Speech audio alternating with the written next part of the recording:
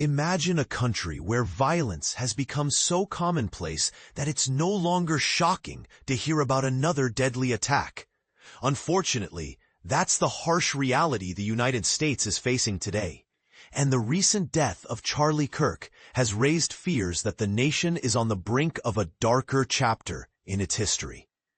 The killing of Kirk, a high-profile ally of former President Donald Trump, is just the latest in a long and growing list of violent incidents that have plagued the country in recent months.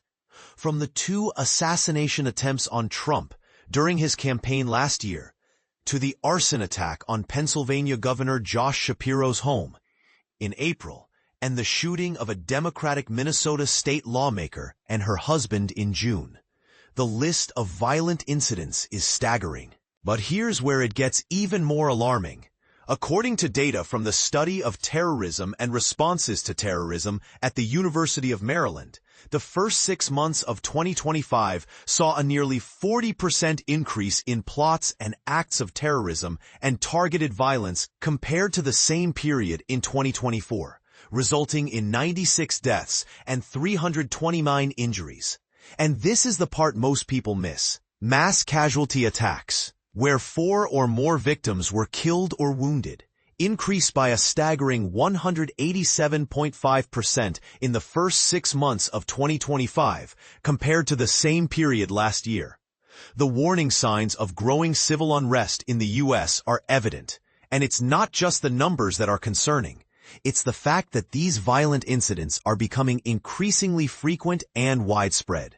So what's driving this surge in violence? Researchers point to a host of factors, including dissatisfaction with the government, a loss of trust in institutions, and the increasing adoption of conspiracy theories and online networks that thrive on polarization. The media ecosystem is also to blame, with social media algorithms prioritizing content that creates a sense of righteous anger and fragmentation.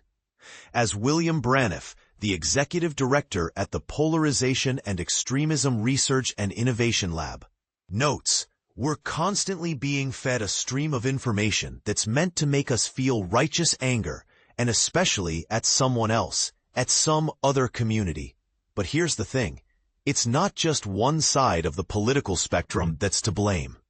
Plots and attacks categorized as terrorism this year fell across ideologies, with 32 having some nexus to anti-Semitism, 20 targeting entities carrying out immigration enforcement, 13 targeting peaceful protests of the administration, 22 targeting the LGBTQ+ community, 7 targeting Muslims, and 6 targeting people believed to be immigrants. And this is where it gets controversial. Some argue that the far right is more commonly associated with political violence, but others point out that today's violent actors are much more ideologically diffuse, and they don't strictly adhere to a single ideology. So what can be done to prevent further violence? Researchers advocate for a public health approach to the crisis, providing people who are vulnerable with off-ramps to prevent violence, such as counseling services or treatment for substance abuse. Prevention programs can assess risk factors, such as a breakup, a termination, unaddressed trauma, access to harmful online social networks, or access to weapons, and seek to intervene. But, as Shannon Watson, founder and executive director at Minnesota nonprofit Majority in the Middle, notes, it's really hard to hate up close. Watson's organization works to promote civility in politics by encouraging people to create relationships that don't have anything to do with politics. Once you see somebody is multifaceted and less of a caricature, it's easier to get along. It's easier to try to work through some of the differences, as opposed to just dismissing the person, she says. But as the country continues to grapple with the aftermath of Kirk's death, one thing is clear. The response from politicians and prominent voices will be crucial in determining whether the nation descends into further violence or finds a way to heal and move forward. As Amy Pate, the acting director and executive director at START, notes, condemning the violence is helpful, but the context of those condemnations matters. Do you take this as a moment to point out and decry the degree of polarization within the country?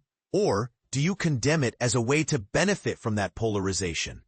The motives of the shooter are still being parsed, but one thing is certain: the country is at a crossroads, and the choices made now will determine the course of history. So we have to ask, will the U.S. continue down a path of violence and polarization, or will it find a way to come together and address the underlying issues driving this surge in violence? The answer, much like the future of the nation, remains to be seen. But one thing is clear: it's time for the U.S. to take a hard look at itself and ask some tough questions.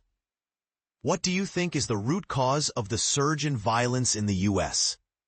Do you believe that the country is on the brink of a darker chapter in its history? Share your thoughts in the comments below.